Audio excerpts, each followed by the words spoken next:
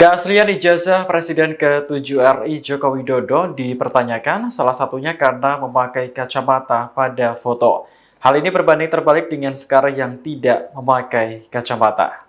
Ditemui di kediamannya di Solo, Jawa Tengah pada Rabu 16 April, Jokowi menjelaskan bahwa dulu matanya minus. Kemudian, kacamata tersebut pecah dan ia tidak mampu membeli lagi.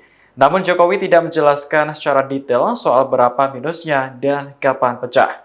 Di hadapan wartawan, Jokowi memperlihatkan ijazahnya dari tingkat SD hingga kuliah, namun tidak boleh difoto. Hal ini berbeda saat mantan wali kota Solo itu menemui perwakilan dari tim pembela ulama dan aktivis.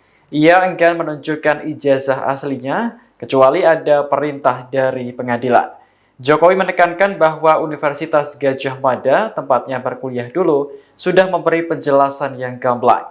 Pada Selasa, 15 April kemarin, UGM memastikan bahwa ijazah Jokowi asli dan yang bersangkutan lulus dari Fakultas Kehutanan pada tahun 1985.